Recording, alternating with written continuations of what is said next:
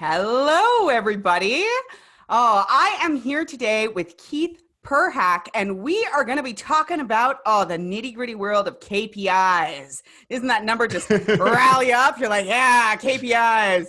Well, even if you're not a giant nerd about data like we are, this is going to be a super, super relevant episode for you. So I am just super excited. Data is so important. Welcome, Keith. Thanks so much for having me. This is going to be super fun. I actually don't like KPIs either. I am a huge data nerd kind of guy, but I understand that most people are not. And so I'm going to try to keep this as far away from the numbers as possible and more into like what we can actually do and how to actually use all these numbers that either your analyst is telling you or that Google Analytics or whatever is telling you. So. Awesome. I love that. Simple, practical, actionable insight is what we are all about here, despite that being a mouthful. So I'm super keen to get into this. I'm going to pick your brain. Just wait. All right. So before we get too deep into the world of KPIs, I would love to know, what is your superpower in business? So in business, I think my biggest superpower is that I know the marketing side, I know the design side, I know the development side. So I'm classically trained. I studied to be a developer and a designer. So lots of programming, lots of visual design. I've had marketing my entire life. My mother was VP of marketing for a long time. I got into marketing at a young age.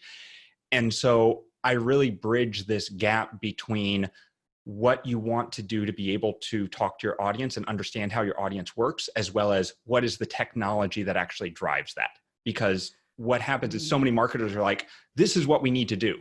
They have no idea to do it, so they rely on their developer who has no idea what the actual flow is. They know the technology, but they don't understand the marketing, whereas the marketer has the opposite problem.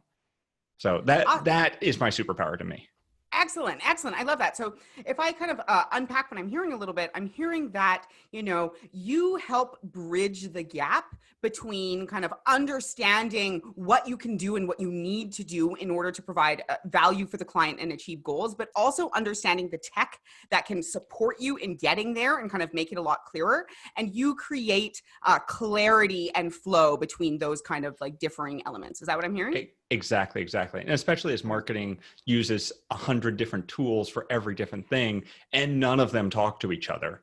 Yes. How do you create a cohesive understanding of what people are doing? Because at the end of the day, that's what marketing is. It's understanding what people who are viewing your site or going through your email sequence or that nurture are doing. It's like psychology, right? It's understanding people. Yes, that's actually what I love about it. And I find the thing that really unifies the content piece and the marketing piece and the data piece and et cetera, if done well, is understanding people. Understanding what they need, understanding how they get there, understanding how they make decisions, and then basically like bridging those gaps for them. So that's just perfect. All right, I'm getting deep into it already. Why does the world need what you do? Why is it critical? Well, I think we touched on that briefly, which is that there is no way to understand your full marketing impact on people. Because, so every marketing tool we have wants to be their own silo, right? We have Facebook. Yep. Facebook knows exactly what happens on Facebook, and they're not going to tell you anything about the internals of that. They're going to tell you exactly what they want you to know to use more. So, for example, if you have a Facebook ad that brings leads into your marketing funnel, Facebook will say, you had 1,000 new leads, but it has no idea if those are new leads or not, right? They might've been on your list forever and being retargeted or coming in again. And then you try to get out revenue from that and say, okay, of those people who clicked, how much revenue did they make? And Facebook has no idea. You could tell them through JavaScript, but that's not going to tell you lifetime value, and it's not accurate. And that's just one example. And then you have 20 of these different tools. You have Unbounce for your landing pages, you have lead pages, you have ClickFunnels for purchases, you have your Drip or your Infusionsoft or whatever. Then you have Facebook and Google Ads and your webinars and oh my gosh, and it's everywhere. And everyone treats data differently. Yeah. And it's so frustrating. So back when I was running the agency, this was our job, which was our clients would say, hey, we're doing this new campaign. You're running the campaign. How's it doing? And we're like, and so we pull out Excel docs out of every single system and we try to connect them and say, well, this is saying A, but this is saying B, but here's the list of actual purchases, which is 8 times less than what Facebook is saying. And our split tests in Visual Website Optimizer are completely wrong. And it's just like, you can't, Overwhelmed. you just could not. It's impossible. And so we were spending more time doing that than we were actually improving any funnels, because it would take us 5-6 hours to pull one report. We get onto the call with the client, say, hey, here's exactly what we found out. They look at this is great information. What about people age 30 to 35 in that funnel? I'm like, give us 5 hours. let me go back, redo the whole process, redo the whole thing, and then we can maybe get an answer. Well, so that was, I mean, why do people need this? Because no one else is doing it. And it's vitally important to your business to understand what your leads are doing, what your visitors are doing, and how people are reacting to your marketing. And it's just not possible to get it. And that's the issue. Yeah, I hear that. This is an issue close to my heart. We've come up with this entire framework basically just to constrain basically like goals and actions and align them with data effectively, so that when we're working with clients, we're dealing less with an overwhelm of data and more with, these are the contextually relevant pieces of data that are contributing towards the ultimate goal. But Of course, that's getting there, which has taken us a long time. And, I think a lot of our listeners are still working on it. Is something I want to chat about a little bit. So let's just back up a few minutes and kind of explore the concept of like KPIs or like data. Obviously, everyone listening to this knows that this means key performance indicators. This is a very popular term, but I think with very popular terms, we all tend to have different ideas of what they mean. So I'm curious, can you just break down in your own words the concept of a KPI, just kind of at a high level, what it is, what it can do for you? Yeah, so a KPI at a high level is essentially a measurement of how your business is doing. And as you drill down, your KPIs can tell you very specific things about your business. So when you start, you might just want to know, how many leads do I get? How much revenue did I make? How much is each lead worth? And that is those are 3 KPIs that you want to watch, right? And then as you get more sophisticated, you might want to say, well, what's my lead value from Facebook? What's my lead value from this product? What's my conversion rate for this marketing funnel? What are the conversion rates for my sales calls? So each of my salespeople, how do they perform? And then how do they perform based on what leads? So now we're getting into 800 different KPIs, and that's where people make the mistake. They're like, oh, I need 800 different KPIs to measure everything. And you and I were talking, we have a mutual acquaintance, Brent. He says you want 3 to 5. 3 to 5 KPIs for whatever you're in charge of, right? Yeah. And so when you're starting, you probably want 3 to 5 leads, revenue, conversion rate, and maybe 2 others that you're focusing on, like ads or something like that. As you get bigger, when you get bigger, that doesn't mean you're looking at more KPIs. It means the other departments are looking at their own 5 KPIs. So the head of the ad department, whoever's in charge of ads, is going to come and have his or her own 5 KPIs. And they're going to report to you on what they see, but you're not going to be watching those KPIs. And that's the issue that I always see, which is people take KPIs and they have 1,000 of them. And suddenly they're no longer key. They're just another number that you're never going to look at. Yeah. So you beat me to the punch, because we're going to ask, like, what is that mistake? What are the common mistakes you see all the time?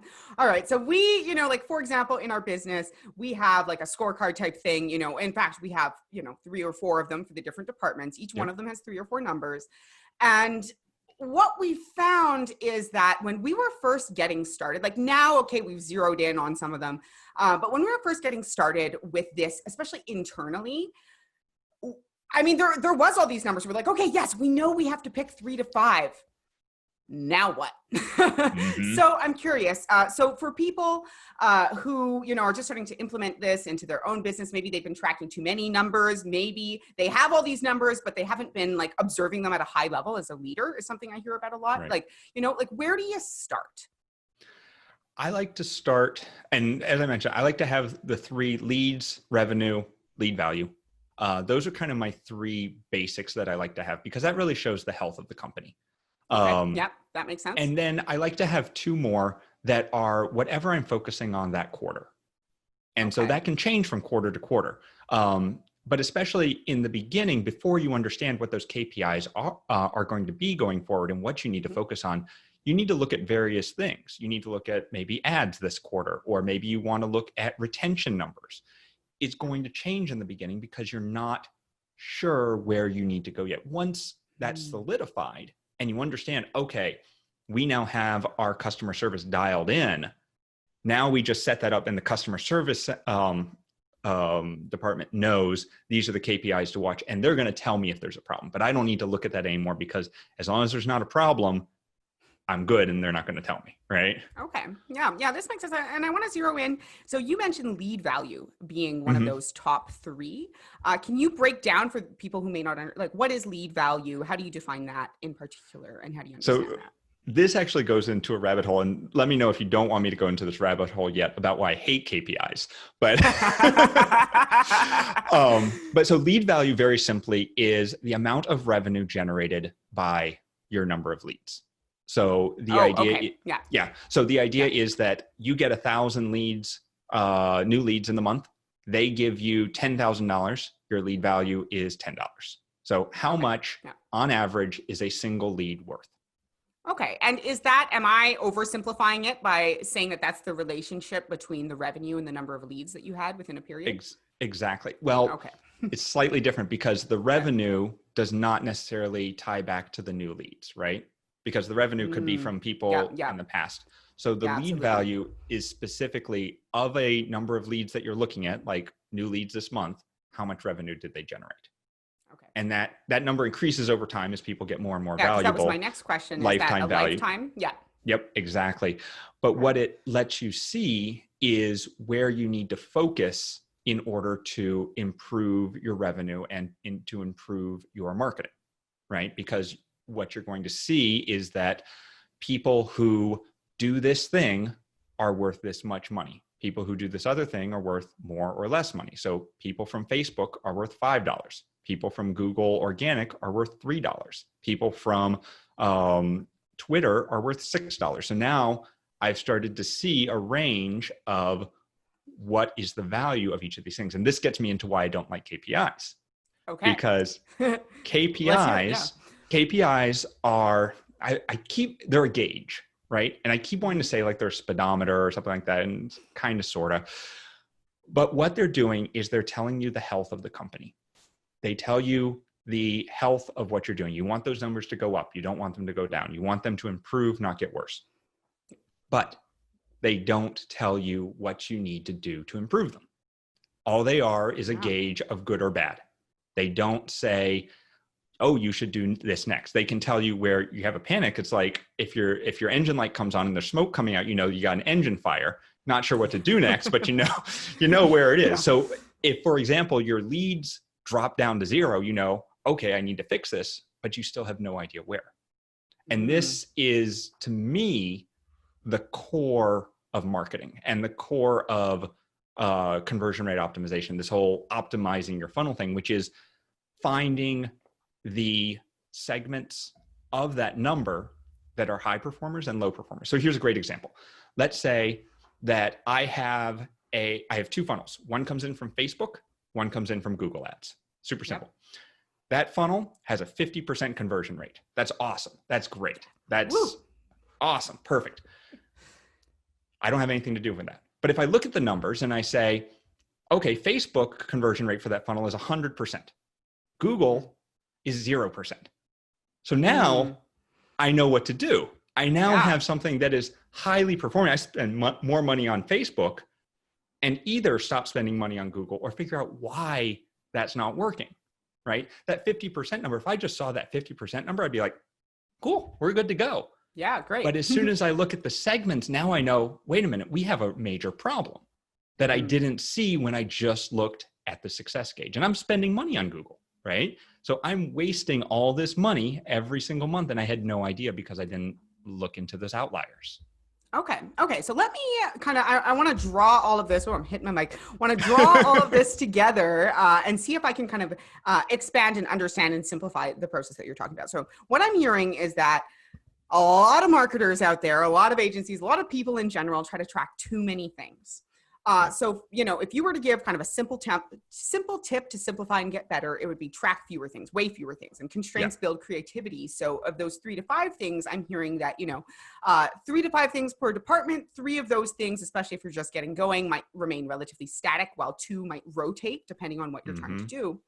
But then as you kind of understand those numbers, the kind of next step after that is to dig a little bit deeper. And rather than just bringing in more random numbers, is breaking down kind of the numbers, especially in terms of lead value in particular is the one we're talking about. But I'm hearing this can be applied to other things, and look at, okay, so now within this large number, what are the segments that are contributing towards it? And how are they performing within this bucket, so to speak, so that we can understand and identify how to redistribute our resources potentially to leverage these numbers, or alternatively figure out where there's a block so we can solve it. And they don't necessarily tell you what to do, but they tell you where to look.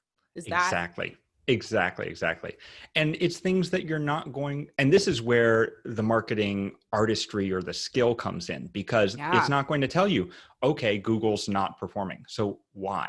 Is it because you're sending all the Google ads to a landing page that says improve your Facebook ads? Maybe they don't care, right? Are you marketing copywriting courses to developers? Like, there's each of these segments, and this is what gets into the psychology side of it. How does each of these segments relate to the content that you're putting out?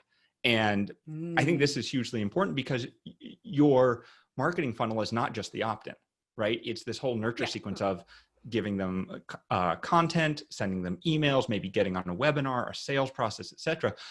So then you now have all these touch points in your marketing. So now, how do each of these touch points apply to each of these segments? So how do people on Facebook respond to this webinar, or Google to this webinar, or even demographics? How do men respond to this webinar versus women respond to this webinar, to this product offer?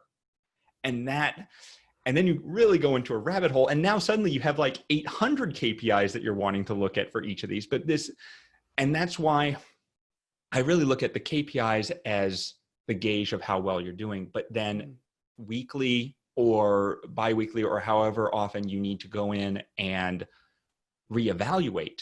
That's when you dive in and you look at these segments and you say, who is performing well, who is not performing well, and what can we do to flip that? What can we do to make people perform better? Yeah. So basically what I'm hearing is that at the kind of top level, KPIs tell you how well you're doing. We were talking about Brent. One of the analogies that he makes that I really love is that, your scorecard, so to speak, which is, say, your leadership collection of KPIs, is the thing that when you're sitting on a beach, sipping a margarita, somebody brings you out, a silver platter with like a folded paper on it, and you open it and you look at your like 3 to 5 numbers and you're like, nice. And you keep drinking? Or do you look at them and go, oh crap, I need to have a conversation with somebody? So obviously, panic, throw the platter out, smash onto the beach where the kids play. Terrible. But obviously it goes a little deeper than this. As we've grown as a company, as you yourself pointed out, we have a set for marketing, a set for sales, and a set for leadership, a set for projects, basically. Yeah. With those, what I'm hearing is that you still have that kind of top level. Okay, are these going okay? Are they like, we color code them? Are they green? Are they yellow? Are they red? But what I'm hearing is that it's when things are starting to look yellow or red, so to speak. When things aren't working out, that's where you can dig in. So there's not just an opportunity here. You mentioned that with that 50% conversion rate, sometimes you won't bother to look in. So I'm kind of unpacking my thoughts as I say them. But basically what I'm hearing is that as a leader, you can glance at those things and be like, okay, that's great, and not dig into them or ask other people to dig into them until there's a problem. But also as the person who is, responsible for those numbers, you have an optimization opportunity by digging into those segments. Right. And that's, and that's a lot of the key of it. The owner, is honestly probably not going to dive into that finding the outliers. That's not, it's not their I've job. spent years moving out of that being Right, my exactly. job. But each of your department heads, each person who's in charge of those numbers, their job, and was my job when I was a CRO consultant, is to improve those numbers. Yeah. And if they're just going steady, then okay, but that's not great for the company. You always want them growing. So you want to, it's their job to look and say, okay, what can I do next? Right. And so it's not going to be the CEO. It's not going to be the founder. It's not going to be the top level saying, hey, we need to check this every week. It's their responsibility as an owner of that KPI. And I think that really goes into who owns this KPI. And the owner of that KPI should be working to improve it at all times. Like that is literally the job of the department. If you're in customer support and your KPI is to reduce time to get a good answer, that's your full-time job, is to improve that number, right? That's why it's a KPI. That's why it's your key performance indicator. That makes sense. And that ties into, I'm a big fan of the Entrepreneurial Operating System by Gino Wickman. And one of the concepts in that is this idea that each person is responsible for a number of some kind, so I'm that, getting down to the person level, I think KPIs kind of simplifies that concept, because just like, okay, as a team, these are the numbers that each of you are individually responsible for. Then you can maybe look at, okay, what's your role within the team? What element of that are you supporting? But it kind of keeps it a lot more aligned and clarified is what I'm hearing. Yeah. I've always had a problem with not the KPI side, but with the people side of like setting expectations and like, okay, this is what you're in charge of kind of thing. Because we're fluid. I'm bad at it. I can make 1,000 excuses. But I was talking with someone who does a podcast, and he hired someone, and he said, your job is to get 20 people as partners every single month. If you do not hit that number, you're gone. That's it. That's the number you're in charge of. And it's like, go. On one side, it's like, man, that's kind of mean. But on the other hand, it's like, you have set out a specific goal, what I need to do. It doesn't matter how long it takes, what it takes. You want me to achieve this number, and I will achieve that number. And that's the goal. And so it really sets things up in a very simple and straightforward way of, I know my priorities. I know what I need to focus on. And going back to that segmentation, I now know how I can look at that number, 20 every month. I can watch that number go down. I can see, okay, I'm not on track. What can I do to make it better? And that, to me, that has a beautiful simplicity to it, and something that can be easily measured and easily improved, because you only have this one lever. You're not being torn in 800 different directions about what you need to be doing. That makes a lot of sense to me. And I love that. And for me, I know, especially in the kind of sales seat, being able to turn these kind of numbers into, turn more abstract numbers around like revenue and et cetera into more concrete numbers, like conversations needed to be had and people needed to be signed, was very, very helpful, just in terms of kind of bringing goals down to earth. And we go through this process actually every quarter with our team leads, where, they're setting goals. And part of but it's really our chief of ops, Celine. One of the things she does is she sits down and she crunches those numbers. She's like, okay, how can we turn this into a napkin math number that you can kind of track without needing to, pull out 10 spreadsheets every time, that you can just keep, in your head. We can look at it weekly and extrapolate around it. And this actually goes back to one thing that I know I'm bad at, and I know a lot of our customers are bad at as well, which is taking that aspirational number and calculating back into, okay, what does that take? So we have an MRR goal, 25% growth. And my ops person said to me, okay, how many trials do you need? I'm like, I don't know. It's like, you know exactly how many, because you know your conversion rate and you know how much you need. You know how much each trial brings in. So do the math. And so we did the math and we're like, oh, okay, now we have a number to hit. And so I can give that to the ads guys, like, this is your number, right?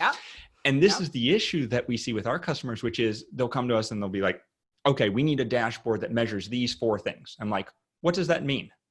I'm like, I don't know. Why? Right, exactly. Why? Or even like, we want to know how many purchases come from this. And I'm like, what's a purchase? And they're like, I don't know. It's like, well, what products are purchased? They're like, I don't know. Like, well, what tag is applied that you know that they did this? And they're like, I don't know. It's like, okay, we have to create this question before we can get an answer, because people, it's interesting. People seem to start at the answer.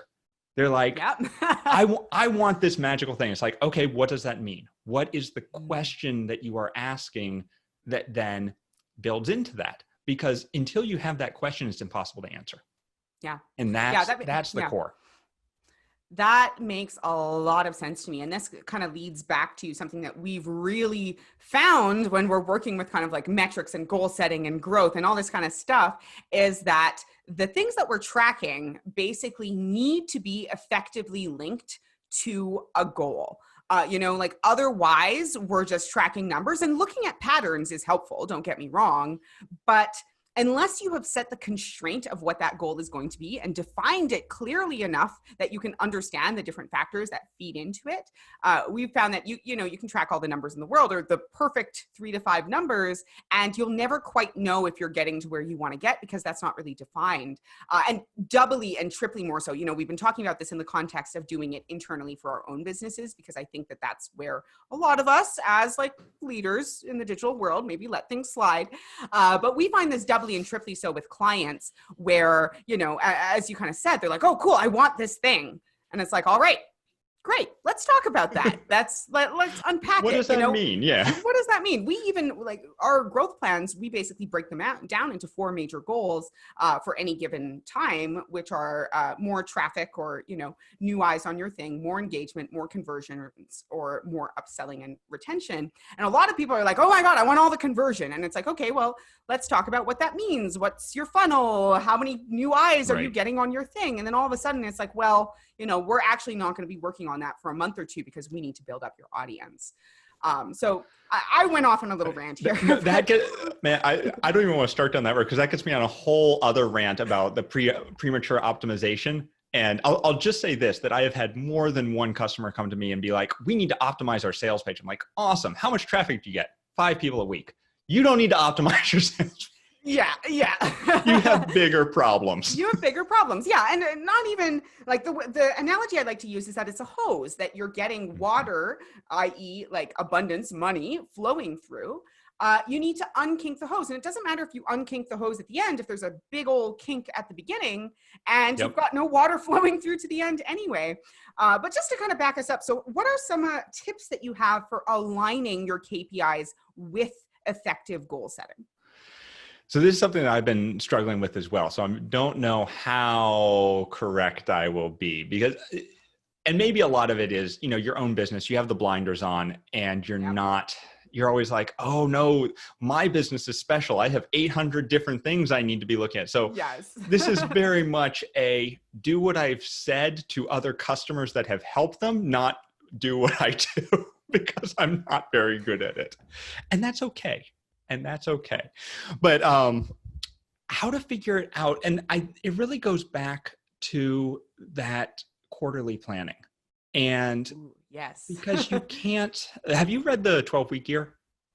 I am maybe a third of the way through it on audiobook. Actually, it's funny you bring it up. So good. It's so good. I love it. Yeah. I read them a couple of years ago. Man, it's just such a great book. But going to that quarterly and looking at what can I get done in 3 months? What are my core goals for the 3 months? And looking at it that way, and not looking at it as a KPI, looking at it as like, what do I want to accomplish in 3 months? Where do I want to be? And using that, I pick generally 3 goals. I pick 1 or 2 from our different departments, marketing, development, support, et cetera. And then of those, I say, what are the metrics I can measure to follow that? And who is in charge of that metric? Going back to making sure that each number, just like, in budgeting, they say every dollar has a job. Yes. Right? Yes. And in business, every number has an owner. Every single number someone needs to be in charge of that number. And if everyone's in charge of all the numbers, nothing gets done. If one person is in charge of all the numbers, nothing gets done.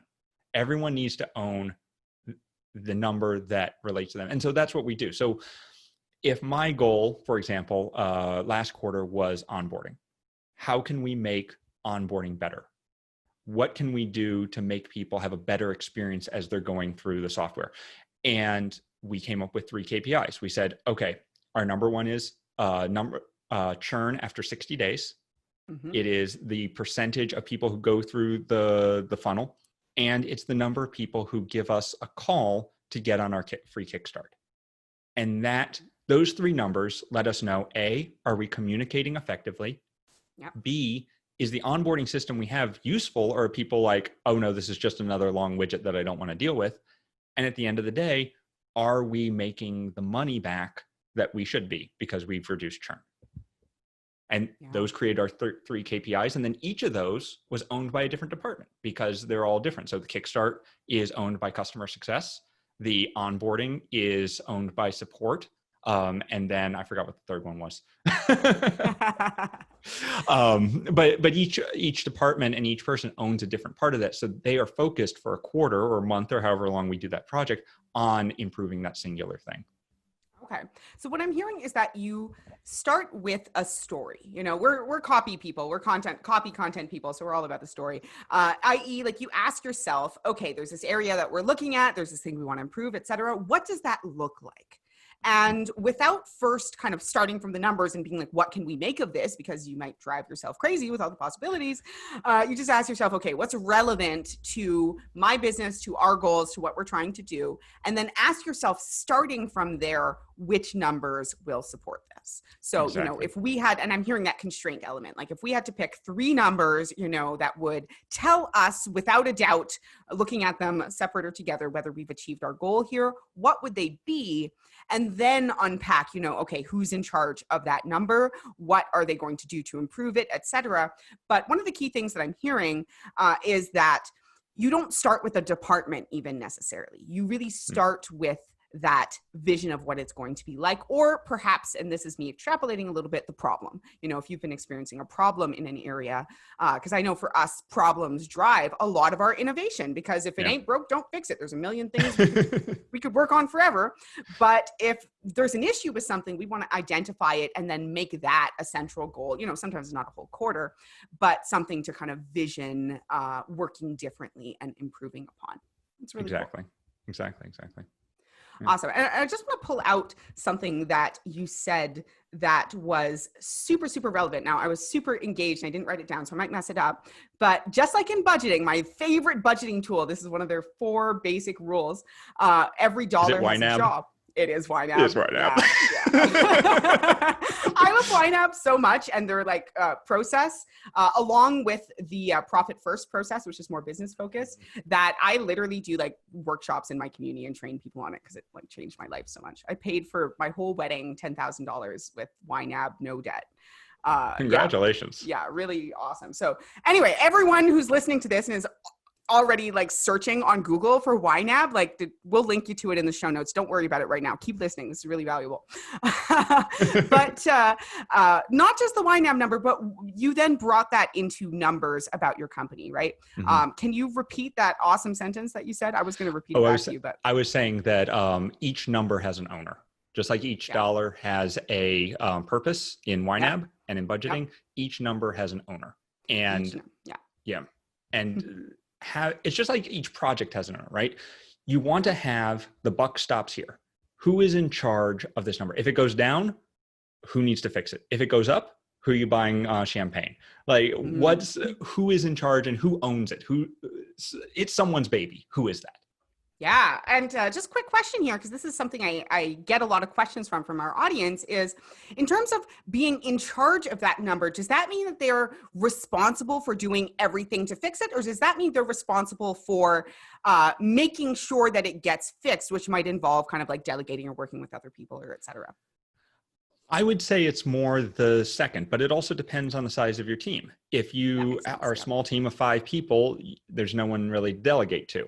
I generally say, in my mind, I generally don't care how it gets done as long as it gets done. As long as it gets ethically, done. Of course, but ethically, let's be clear. You know, it's like let's not increase our revenue by paying people to pay us or anything like that. But at the end of the day, that's the goal. Is that I don't mind if they do it themselves. I don't mind if they delegate. I don't and that's why they're in charge. But Yeah. then if they did do something that is unethical or is not part of how the company operates, it's also on them. And that's what part of that ownership. It's not just increase this number at any cost. It's how do you build a sustainable engine to improve the company focused on this part? Yeah. Yeah. I love that. And that makes a lot of sense to me. We have had people who, weren't a fit and are no longer with us, who basically came to us and were like, well, I didn't hit this number because, and then started kind of pointing the finger in all these different directions. And it's like, well, we're not going to argue with you and say that those things maybe didn't happen or et cetera, but ultimately, where is the accountability? Because, right. If you are involving other people in achieving these results, accountability is really important there. And what I'm hearing is that this is where the accountability lies, basically. This person is accepting ownership, therefore accepting accountability. And I think that and maybe some people listening, and I guess I have a knee-jerk reaction to it of like, oh man, that's so strict and that's so cruel. But I actually see it the opposite way. I kind of feel that there isn't this person, I just don't like them or anything like that. There's a very specific thing. There's expectations on both sides of the table. There was never I didn't know that's what I was supposed to do, because that's literally the thing that you were supposed to do for the next 3 months. Right? Yeah. Don't care how it happens, like do it. Right.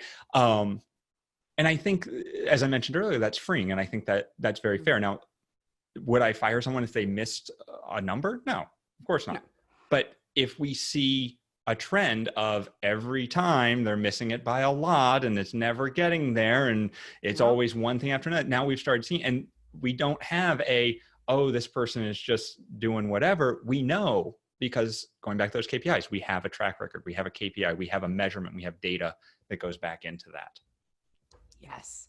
And it's much easier to say than to do, but yes. And I will second this is that, the goal. This is the goal. Yeah, we've been working on this.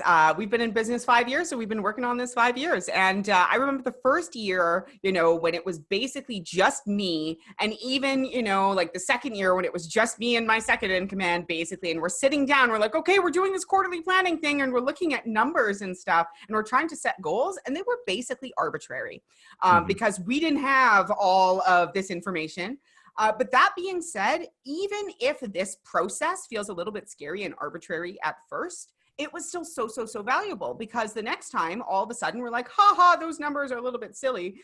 Or more accurately, we're like, let's break this down. So we had this number last time. Now we've been working at it. We see what our average project size is. We're starting to get, a little bit of data here and there. Then it was just like, okay, now, how do we actually break this down? What does it look like? And just that process of not being afraid to do, and then asking what it looks like and working backwards, which is exactly what I'm hearing you describe, has just revolutionized the whole process. Yeah. And now here we are, we're like 9 people and different team leads doing different things, and et cetera. And it all works because of that process, which is just starts with not being afraid to do it. Exactly. And that working backwards, and that going back to the why. And I think there's actually a whole book about that. I think it's like asking the why or something. I can't remember, but essentially like, why are we doing this? And what does it mean to do this? And that gives us that initial KPI, that gives us our initial goal. And then we can break down and say, okay, where are the outliers? Where does it come in? Where does it how does it flow in, and what do we do next to find what looks like a good number that maybe has some dark secrets in it? And maybe how can we go find those dark secrets and stop them and improve that whole funnel to make it easier? Yeah, every number has a story, not just an owner, but a story. Yeah. All right, Keith, this has been wonderful, but I'm really curious, what is that thing that gets you up in the morning? It's not coffee. It is coffee. I need an IV drip at this point. Honestly, it's this data. So I don't think I actually mentioned it. So I run SegMetrics, right? So it is a marketing platform or an analytics platform specifically for marketers to be able to understand these KPIs, because at the end of the day, I'm so freaking frustrated that it's so hard in my own marketing, even having built the software, that it's still hard to get the numbers I want. And I just want to get rid of all that hardness, that difficulty, and just say, every single person on my list, where did they come from? What did they do? I want to know their whole story. And then I want to look at their story No big overarching. Yeah, exactly. Right. Yeah. Like, although honestly, it shouldn't be a big deal. All this information is there. You just have to bring it together. Absolutely. You know, my chief of marketing has been working her way because, of course, I come from much more of the like information and creative and et cetera side. And of course, being a conversion writer and ultimately a conversion marketer and stuff, I've had to embrace the data over time. But, you know, I know my chief of marketing has been going through a data course recently that, specifically on like Google Analytics and all this different stuff. And it's just overwhelming. And so she's like, it's exactly what you're describing. She's like, I want this one thing. I have to jump through all of these different hoops and then connect it to this other thing and then make it work. And then maybe sum it up in an Excel spreadsheet and have to explain all the different bits to everyone else. And it's a lot of legwork. So I'm so grateful that you're producing something that makes this process so much easier. It's such it's a waste of time. She does not need to be doing that. I did not need to be doing that. The team, it adds no value to export all these spreadsheets and build pivot tables, but there's no other way to do it unless you have something that pulls all the data together like we do. And that's, at the end of the day, that's it. So quick, you know, I'm just curious, you know, about your software and stuff. And of course, and we'll send all the links as we always do out on the show notes page. But is this something, you know, we have been talking about this from within the context of our own companies, but I know it is aligned with marketers. Now, is this something that is set up for you to be able to use this as an agency leader or a marketer with your clients, or is it really meant for tracking we actually, it's interesting because I started as an agency, but I was using it as for my clients. And I assumed that the clients would be using this. So like the Ramit Sethi's, the Eben Pagans, the Jim Quicks, they would all be the people using the software. And I was so wrong because they don't care. They have to have the data, but they're never going to look at these numbers. They know they need the numbers. They want the numbers, but they're never going to log in. And so what we realized is, it's not them, it's the agencies, it's the consultants, it's the freelancers, it's the people on their team. It's the people like us who are working every day to improve these funnels and to do this, who don't want to do Excel pivot tables anymore. And that's honestly our core audience at this point, which is the people that help the personality brands or to help the e-commerce or to work with them to build up those funnels. And so that's our target audience right now. Awesome. That is very, very, very, very strongly overlapped with our audience, which is, of course, one of the reasons why we're having this conversation.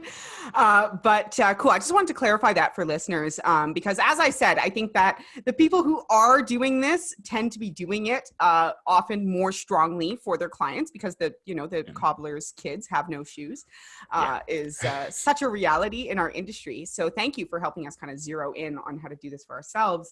But I think this is something that when working on client projects and stuff is just critical. I know I've mentioned already, we've like built our own stuff and not coding, just like literally trying to like constrain and like lay it out so we can even just input the data in a form. That people one thing, one of the agencies that uses it that he sent me that I just blew my mind, he uses Notion for his reports to his clients, right? And he had embedded the dashboards into Notion for each of his clients. So they didn't even have to log in. So he just sent them the Notion doc. He would embed the thing. It had the live updating data because it was a live embed. And he just wrote like, hey, here's my comments for the month. And I was like, this is brilliant. Like, this is super smart. I wish I was that smart. That's a great idea. Oh, that's lovely. All right, let's get back. Sorry, I took us way off track. I know I say this pretty much every episode, but that's because we get the coolest people on to talk to you. Is that I could just keep ranting and talking and asking questions for a long time. But alas, I want to respect your time. I want to respect mine. And so I ask, amidst the crazy data and getting up in the morning excited to, make things clearer for marketers, what is the number one thing that you do to preserve your wellness? Poorly. I'm a little bit of a workaholic. honestly, the only thing that keeps me from like falling apart in a body of pain is that my wife is absolutely wonderful and forces me to do aerobic workouts with her and the kids every day. And that is honestly the only thing that keeps me healthy, because otherwise I would just work myself to the bone. So I've been there, you have my empathy, compassion, and understanding. I've been like slowly climbing my way out of the workaholic hole for years. But also kudos for giving your wife the credit there. You could have just said, I do aerobic workouts every day, and we would not have known. No, if left to my own devices, it will be like Cheese Whiz and me in a beanbag chair all day. No, it's not high healthiness on my end. So. All right. Well, I totally get it. I've been there. All right. Well, are there any last words of wisdom that you want someone listening to this episode to walk away with? I think more of anything new, a reiteration of don't focus on too much, focus on 3 to 5 things. You can't improve things by just looking at that top number. You have to look for outliers. And those outliers are the touch points on your funnel. What are people doing? And how does each thing that someone does on that funnel affect whether they turn into a customer or affect their value as far as the business goes? Brilliant. It happens to spark about 10 more questions for me around the buyer journey and all that kind of stuff, but we'll just leave that maybe for another time. All right, Keith, why don't you tell the audience about how they can find out more about you, where they can check out, your company, anything you might have for them, all that fun stuff. Yeah, so I am Keith Perhac. There is only one of me in the world that I am aware of, so you can search me on Google, Twitter, and I just kind of come up. I always say that's why I got into internet marketing, to remove any embarrassing posts I made when I was younger. It's been a hard journey. You can check us out at SegMetrics, and also we have a special offer for everyone listening, 30% off SegMetrics at SegMetrics High, Say It Online. And that link will be in the show notes, I hope. Exactly. Yes, it will be. Awesome. That is great. Thank you, Keith. Thank you for the special offer. Thanks for sharing your wisdom. Thank you for helping us elevate our businesses. Thanks so much for having me on. This has been wonderful. Thank you. Yay. This has been a lot of fun. I mean, not like I don't have fun doing most things that I do, but this has been especially, you're a fun guy to talk to. So this has been really great. Thanks. Awesome. So to everyone listening, as always, I hope you have an amazing rest of your day. If you are not having an amazing day and you just got a little bit grumpier hearing me say that, then I hereby give you permission to sit in a beanbag and eat some Cheese Whiz and just chill for a little bit. Or, do some aerobic exercise. Whatever you can do, if you can find even like just 10 minutes to just relax, do something that fills your soul, hopefully you can create a little bit more awesome in your day today. Have a great day, guys.